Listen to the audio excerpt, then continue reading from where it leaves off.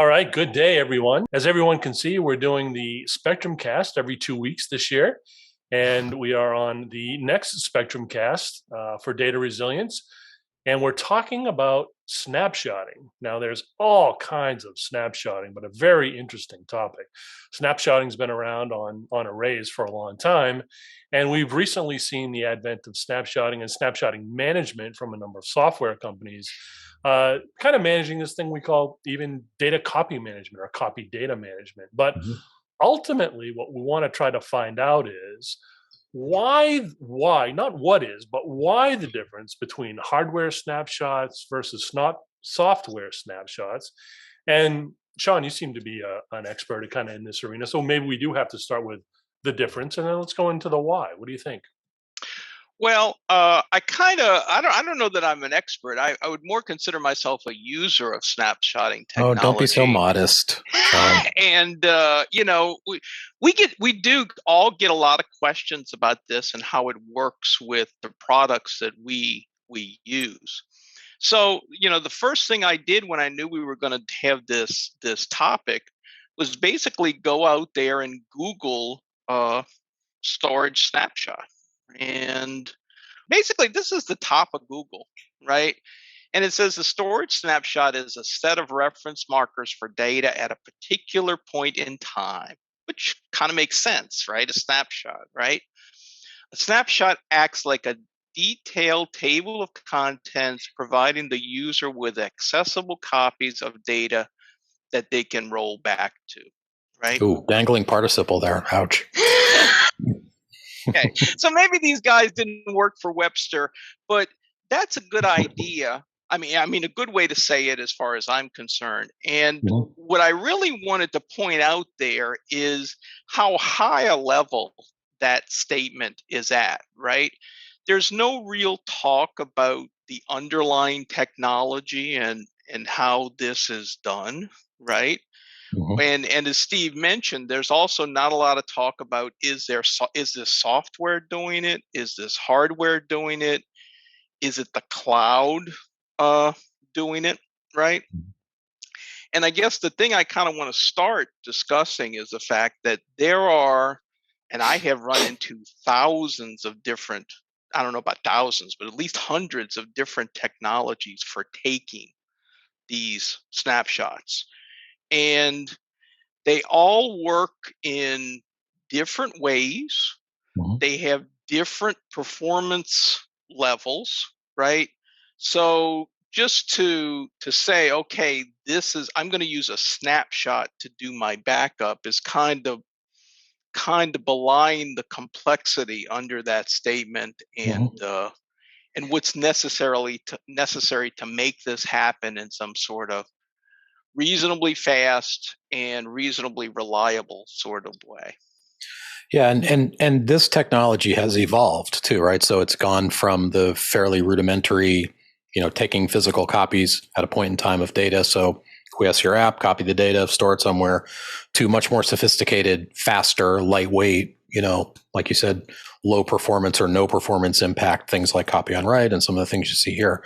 So it's clearly something that's very foundational to data management and data protection. Hence, it continues to evolve and be kind of enhanced and improved over time. And you guys again kind of know this. Probably most contemporary systems offer some form of advanced snapshotting or sophisticated sort of lightweight, low overhead snapshotting.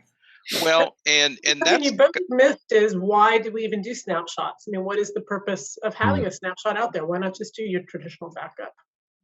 Yeah, I think there's a comparison here too, which is kind of I was reading a little bit into earlier. They can be quick, right? They can be a foundational technology that's part of the operating system. So a service that's provided by at the operating system level, right? So from that perspective, it's a way to get a picture in time of the data that I'm trying to protect, which kind of sounds like a backup, right? To me, right? Or it sounds very similar. Yeah, I was just saying, Sean, let's be specific, right? When you say it can be quick, to Trisha's point, right? You know, snapshots live on the device. So in theory, you would think, well, it's right there. I can just kind of put it back. But in theory, you know, we're not replacing backups with snapshots, right? I mean, I mean, at the end of the day, data resilience, which is what our SpectrumCast is about protecting your data from all enemies, foreign and domestic, right? Whether it be natural disasters, whether it be system glitches, whether it be anything. So if the system goes down, I'm guessing your snapshots go away too, right? So I gotta rely on something, right? Well, and again, it depends on the technology, right? Some snapshots rely on the previous version of the data to be recoverable, right? So if that previous version goes away, then the snapshot is unrecoverable. So that's a problem with regard to backup. Some snapshots also, as you mentioned, Steve, aren't moved off of the specific device that you're taking the snapshot on. So therein lies another problem from a backup perspective, in that I don't have a media break, is what I would call it, right? If I lose that device, if that device gets corrupted, if it gets attacked through ransomware, all of a sudden, not only have I lost my original copy, but I've also lost my snapshot. And I think that, you know, you all have addressed how it can be fast backup. You can leave it on the original system, but there's also solutions where you can make a copy of that snapshot and save it like in Spectrum Protect. And then when you go to do your restore, I think the key point here is that it can be a lot faster to do those restores, especially when you're talking about those massive databases or those massive virtual machines or file systems out there. And so if you can get it to where you snap back that snapshot, and then you take your time to apply any changes that you might have picked up with your normal incremental backups, I think that's powerful. Can we, Trisha, let's expound upon that, because I've heard, you know, from a solutioneering standpoint, those types of things come up all the time. And obviously, with a lot of data growth, right? Anything you can do to make your backups more faster, more efficient, et cetera, is a good thing, right? Because data isn't not growing. But is it more complicated or complex if I take that snapshot, I move it to a backup solution, then I got to recover it, then do I place it, and then to Sean's point, all my incrementals, like, do you got to kind of know a lot? You got to be a backup admin person who's focused on this to know how to do that, because we're getting into days where people want things a lot simpler, right? So I'm just curious how that plays out. So, and I'll put this back at you, but we talk about not only the complexity of copying that over to a backup like Spectrum Protect solution, being able to know where I can do my restore points from, because now I've got my original snapshot, I've got my backup, so I've got multiple recovery points. And what about all those snapshots that might just end up piling up on the original system if someone's not managing those? And I think that really cues CDM, and I know you can talk to that, Steve. Yeah. Over time, right, all of these snapshots, I think between things that DBAs did to have their point-in-time copies, and Randy, you can speak to DBAs, you've done that role before, to having all these copies for different business purposes, right? And just needing access to the data, to leveraging data that goes into your backup through a copy process, maybe snapshotting, right? And now with virtualization, the ability to kind of snap that whole volume and not necessarily have to worry too much about incrementals. There's been a whole industry, the whole copy data management industry, built around these copies. And some folks, you know, like Actifio, bought by Google last year, right, saying, well, this can be your backup. But again, they had the ability to kind of move it off the device to kind of protect it against that kind of failure. So, I mean, we're seeing a lot of, I mean, that's kind of the dichotomy of this whole data protection industry, right? Things are always changing and evolving.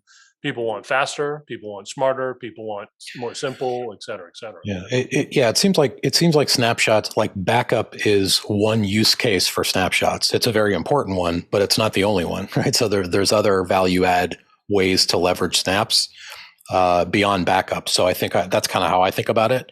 you've got this capability, which is pretty sophisticated, very powerful, that can serve a lot of different needs.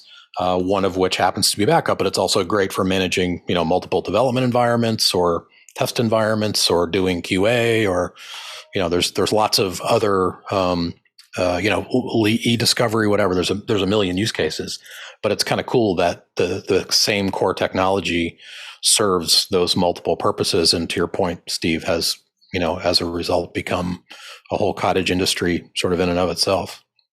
Yeah, I think what Randy is saying is too that, and said a little earlier too, about the cottage industry, right?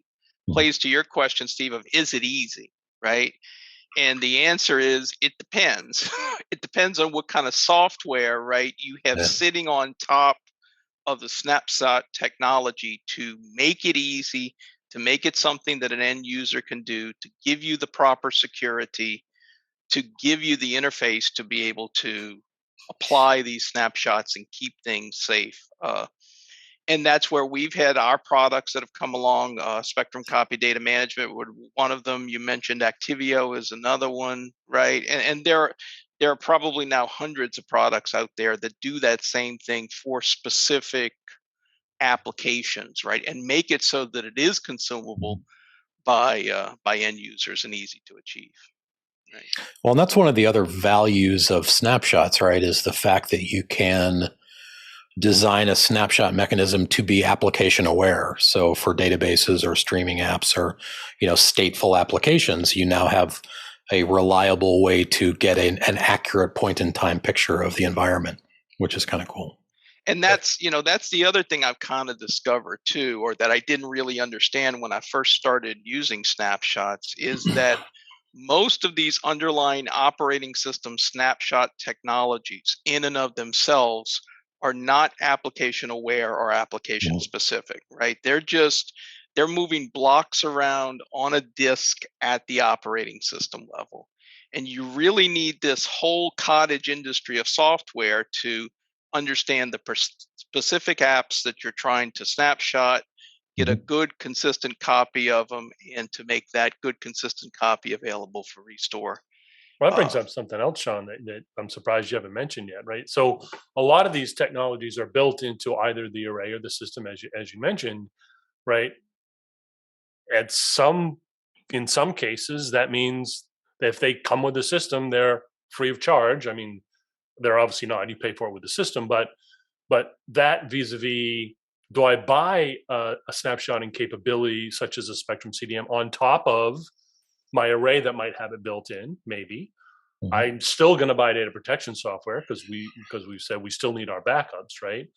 And the question is kind of how do you evaluate the value of what you're trying to accomplish in these things? Yeah. I think you have to look at the specific applications that you're trying to protect with those snapshots and the ease of use and data consistency that the applications bring, right? Like you say, I mean, if you buy an array, it already has snapshotting in it. There has to be some value add to these applications in order for you to want them. And that value add tends to be the application understands the specific, the data protection application understands the specific application that you're trying to protect and is able to protect it in a consistent, stored way. In some cases, that application can move that snapshot off of the array into some other technology that gives you a true backup as opposed to just another copy on the array. And then finally, it makes it easier, right, in whatever way, shape, or form that it does. So that's a good conversation, but we haven't really talked about kind of hardware versus software snapshotting, right? So now, granted, everything's software. If it's firmware and it's built into the array on the hardware, it's still software, right? So, but still, you have applications like Spectrum CDM, which you buy. It's a software application, lives on another device. You point it at particular devices. You take your snapshots. You have hardware snapshotting capabilities, which are built into the system. Kind of the delta between things like Spectrum Protect Plus, which is a snapshotting backup tool, right, vis-a-vis Spectrum CDM. Spectrum CDM looks at hardware APIs to take the snapshot right on the controller. Spectrum Protect Plus looks at software, integrated software capabilities with things like VADP, et cetera, to take its snapshots. Do we see any benefits between the two? Or I mean, just mentally, as I said all those things out loud, I think it becomes that whole application and crash consistency. But I'd be interested. You guys use it all the time. You guys know more. Yeah, I mean, my experience is it's the speed at which it works, right? If the technology is not an operating system technology like CBT for VMware, it tends to be more robust. It tends to have dedicated firmware, dedicated hardware that's designed to do the snapshots, so they tend to be faster and more robust. In particular for these huge types of data, like these people that get 15 terabytes worth of data and 20 terabytes worth of data that they're trying to snapshot, right? My experience is VMware can be not that great at doing that size of data, whereas you start getting into some of the hardware technologies, they can do a lot better job of that. What about the flexibility in where you're restoring that snapshot to? Are you seeing a difference between the software versus the hardware snapshots? I haven't really noticed that necessarily. I don't know if anybody else has. Well, I was actually just thinking as you were talking, Sean, and I was going to ask you, Tricia. I'm glad you asked the question, because to me, snapshot backup, or I shouldn't even say snapshot backup, I should say snapshotting applications that are software based tend to be like our Spectrum Protect Plus solution, which behaves, even though it's a snapshot, is more like a backup solution, which means it takes it off the device, giving you that level of protection, which means then you have that flexibility you just mentioned, which is I can recover it to other locations should that whole system go down. I don't know if that's true for all of them, but I do think that's something to be thinking about, because Sean, as you said, right, what's the value I'm getting if it's built into the system, but I want something more? Is it application and crash consistency? Is it particular applications I can work with? Is it the recoverability components that are important to me? Whereas I can recover them to other locations, right? I think you have to take all of those things into consideration when thinking about this. And one other thing I was going to say is, when you talked about how Snapshot is used in so many different ways, add to that, we look at retention sets and we call those snapshots also. And so you really, if you're saying snapshot, be very clear about what are we talking about. That's a very good point.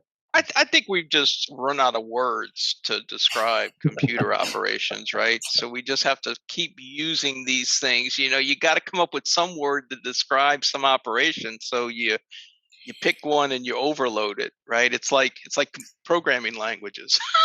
Efficient reuse. Yeah. Great. All right. Great topic today. And for the audience out there, I highly encourage you to think about taking a look at snapshotting capabilities to complement your backup application, to think about how you're going to do these recoveries, especially around this whole cyber resilience scare we've been having lately over the last couple of years, right? To enable your fast recovery and get the business back up to operational. And Randy, we didn't do this on the last one, taking a spin on the wheel of misfortune, but we haven't heard any Colonial Pipeline attacks since January 1. But where are we at this year? How are things coming? Well, that's the beauty of the wheel of misfortune, is it never disappoints. So let's take a look at cyber attacks and see what pops up. I think everybody's aware of the rising tensions in the along the Ukrainian border, and Russia is sort of at it again in terms of threatening cyber attacks if there's any kind of sanctions or additional action taken against them to discourage them or dissuade them from invading Ukraine. So, the Russians have been at the center of a lot of these large scale global cyber attacks. This is a very, I would say, powerful weapon in Putin's arsenal, which he is, preparing to deploy again if necessary. So, unfortunately, that's kind of the world we live in now. But the good news is, I think European countries and NATO countries in particular are really strengthening their defenses against these kind of cyber attacks, and they're getting a lot more sophisticated. And I think there's a lot of technology and kind of best practices sharing going on across NATO countries and other allies across the world. So hopefully that provides a little bit of a barrier to further cyber mischief from the Russians. You know what in I've that been area that the U.S. military, when they talk about what they've done for Ukraine, is they'll talk about the cyber security software, data centers, and everything that they're installing there. And they're, you watch the news and you'll see them online. Oh yeah, it's the new battlefield. Yeah. You know what I wonder, and actually this is a question for you, Tricia, because I know you speak Mandarin, right? I wonder if we read some of these like Chinese dailies and Russian dailies in the native language, if we start seeing tales of U.S. offensive capabilities with regard to cyber attacks. I'm betting we would. Oh, I'm sure. Yeah. Yeah, because the Chinese publications is all. It's all propaganda. Government mouthpiece. So of course they're going to put that out there. Yeah. Sounds like Sean's trying to give you a homework assignment, Tricia. I don't know. Well, like I saw a story on CNN last night that there's a bunch of like media influencers that are in Beijing for the Olympics, and the government has like handpicked some of them, and they're basically paying them to write these fluffy, glowy, happy stories about the Olympics and about Chinese culture and economy, and it's kind of interesting. They're all basically. I saw the U.S. government has basically advised all of the journalists from the West to like throw away their phones and not take them there, like the buy burner phones. Yeah, smart. Which is kind of funny. I've taken my phone to China and I had a good time. All right, team. Hey, thank you all very much. Good conversation around snapshotting. Great conversation around what's going on with cyber today. The other thing I wanted to mention and point out, we are now on Apple Podcasts, so that's pretty cool, as well as Spotify. Oh, big time. We are really big time now. We are big. It's exciting. Some inroads. So find us on social media. You can find those links. We'll put them in the description so you can more easily follow the podcast. And with that, I want to thank everyone for their time today, and we'll see you in a couple of weeks.